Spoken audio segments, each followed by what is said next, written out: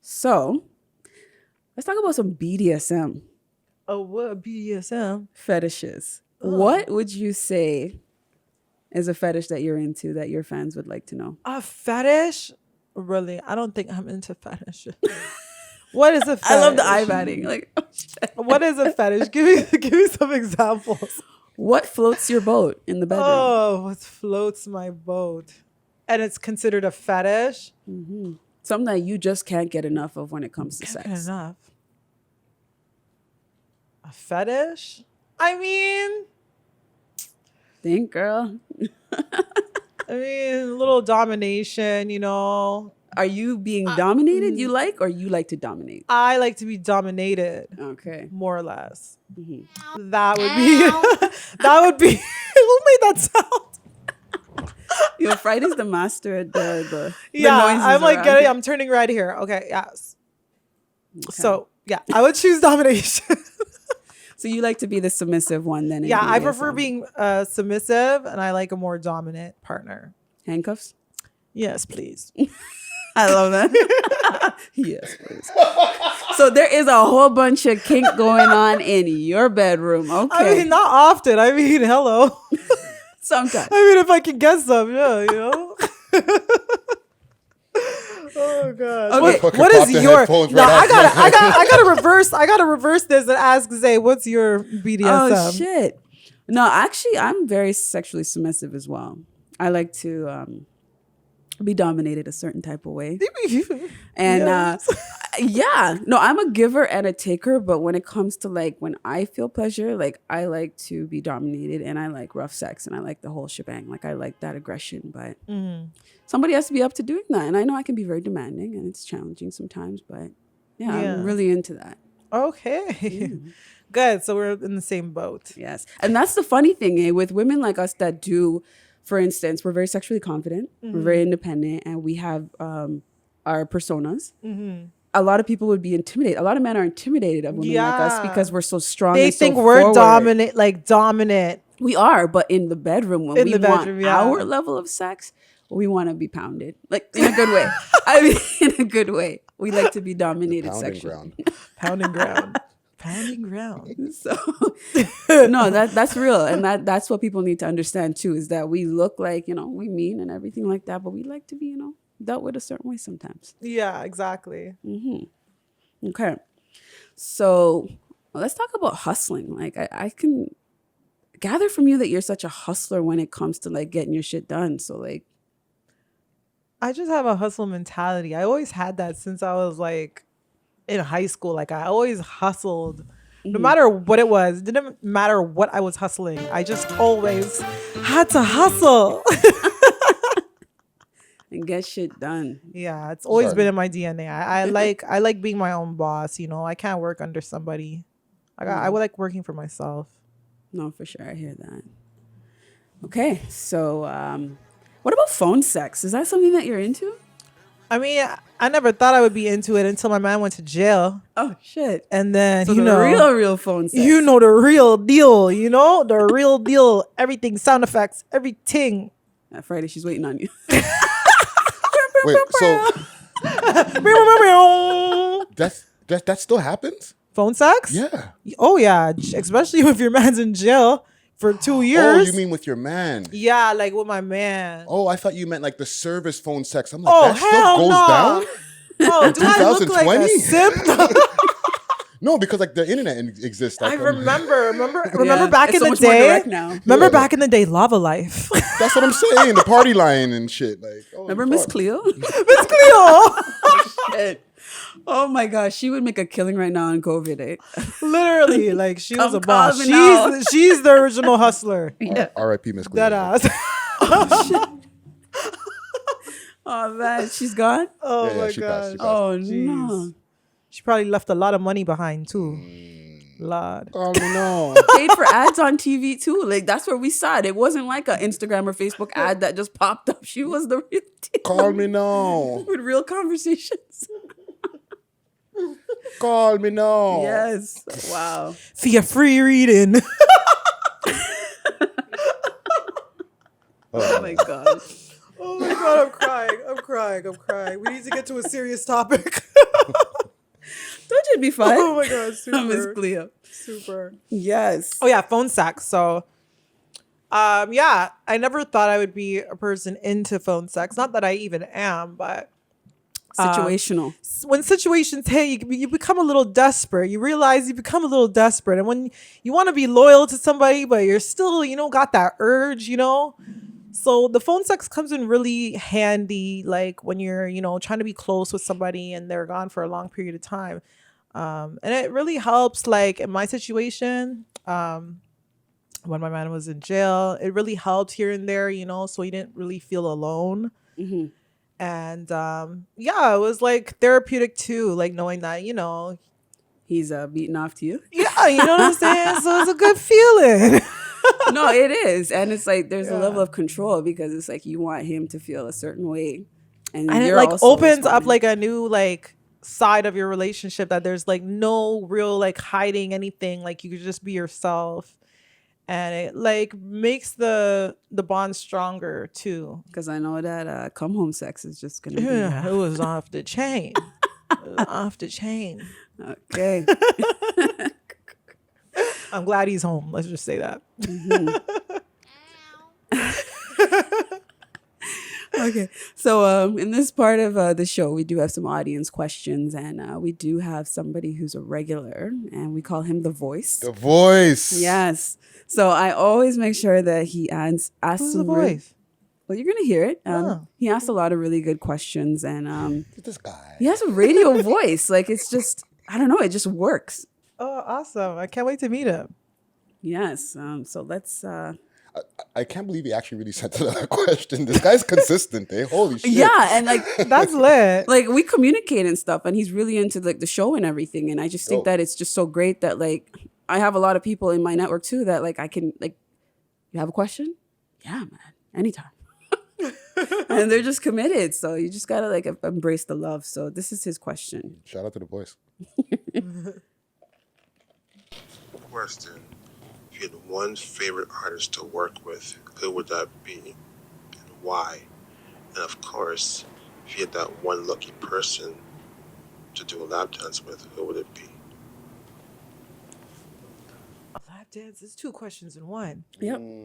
Two for. Oh, okay. He's versatile like that. Is that towards me? Yes. Oh, okay. So if I could work with one artist in this entire world, it would be my favorite artist of all time. It would be Missy Elliott. Hey. She is like my favorite artist since I was a kid. She's like one of the reasons that inspired me to even make music, become a rapper. I just love her style. I love her swag. I just love everything about her. I love her versatility, the way she raps, her bops, like her lingo, everything. I'm obsessed about her. And she's probably the only person too, if I ever met in person, I would literally like gag. I would be like, oh my God. Like I'd literally freak out if I met Missy Elliott. Get your freak on. And I would just get my freak on immediately as soon as I see her. Like No, that's she's my really- inspiration. I love her. I love her so much. And if I could give a lap dance to somebody, who would it be? Maybe Rihanna. Okay. Cause she seems like a bad girl.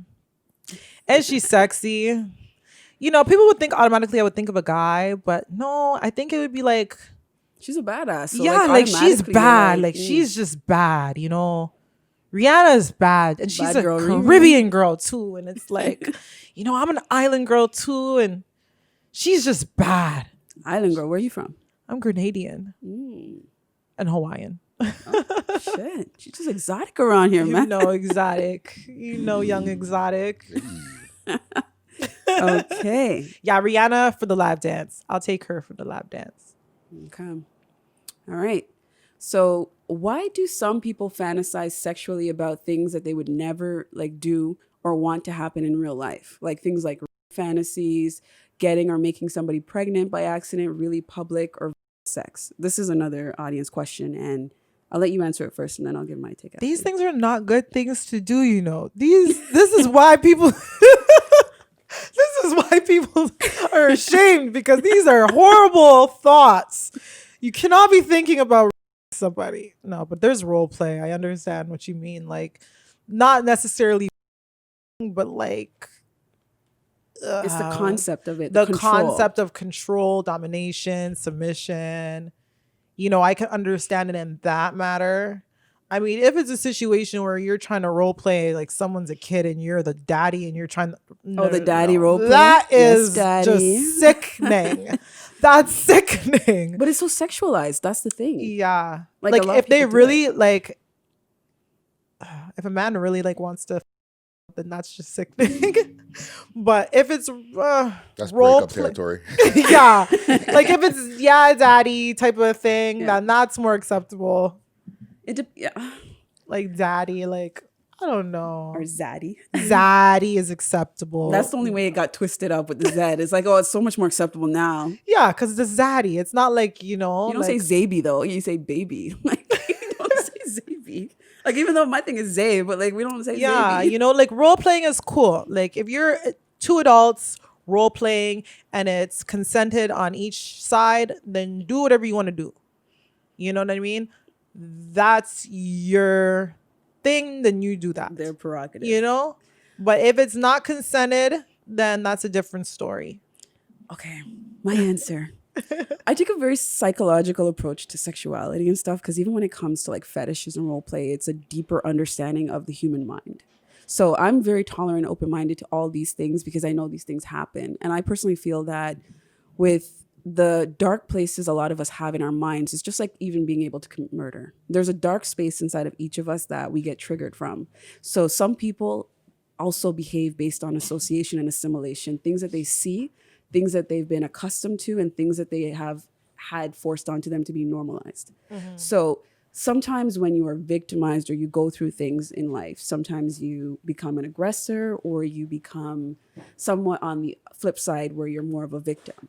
So there are people that have had a lot of sexual trauma growing up or had abuse, and then in turn they become an aggressor later on in life, and their thing becomes inflicting pain or inflicting control because it's something that they always wish they had when they were younger. So even in our last episode with Vixen Vu, we talked about an extreme fetish that she had as a request that she had to perform.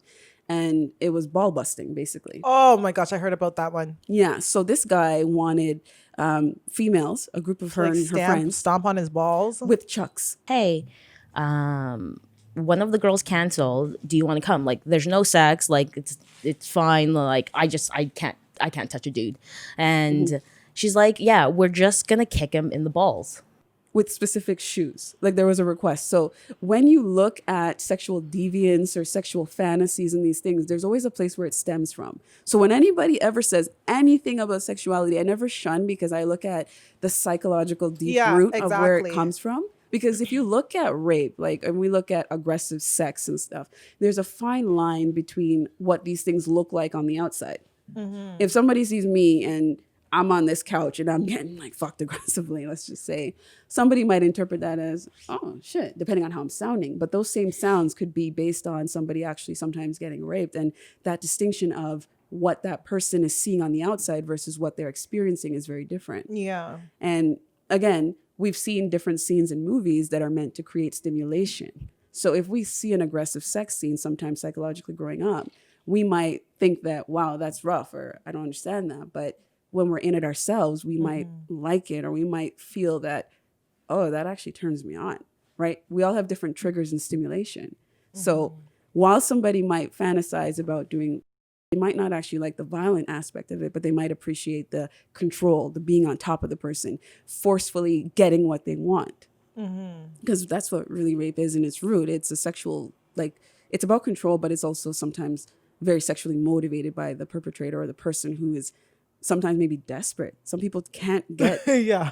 some people can't get Desperation played. for sure. We're in COVID right now. There's people out here that aren't getting touched. Desperate to get, get a Yeah. nut out. So, hey. And some people couldn't get touched when touching was possible. So Yeah. you got to look at the buildup. That person that's getting sexually assaulted in a back alley from a grocery store. But we're not condoning rape here. We're not. We're just saying. But again, psychologists explore these things, Yeah. right? Like pedophilia and anything else. So that's where I understand this person's coming from. Whether they're into these things or not, Yeah. there's a reason for everything. People explore things because sometimes they don't want to do it, or sometimes they're not in a position to do it, and they can't manage it. So I just always like to spin off with a psychological approach and not just Yeah. have an It is aggressive. definitely psychological. Definitely. I definitely agree on that because, you know, just like how you're raised, how you're brought up, like, Well, you know, BDSM conveys that, right? And I'm into fetishes, right? So if we talk about handcuffing and we talk about restrictions and then we have, you know, sex with restraints, those things are also transferable things that can be done to somebody who's, you know, binding a body and doing all these things, you know, hogtied. That's a sexual act, but it's also a murderous act. How you do something. So the way the human mind works is just like really complicated. So my extended answer is that people use a lens that is safe for them because if they do the act, there's consequences. Exactly. So sometimes fantasizing allows that safety net for you to still want to explore or try or be a voyeur, but then trying to embody what you know will have physical or like real consequences. And, yeah. So I think that's a safe answer. Yeah, I think that's a safe answer. I provided a lot of context, but like it's always an area that I Yeah. know is always sketchy and iffy. Yeah, it's a but- tough area to speak on, you know? Like, you don't want to say the wrong thing, you know? Yeah. And again, You our don't want to come answers- off judgmental neither, Yeah, right? exactly. And that's what it is. It's a safe space here on Zaylink, and it's a matter of I'm that type of person to always be open-minded and explore things that are controversial. So this was a great question and very developed with, you know, the person who asked it. So Yeah. keep asking them difficult questions because we're always going to have an answer.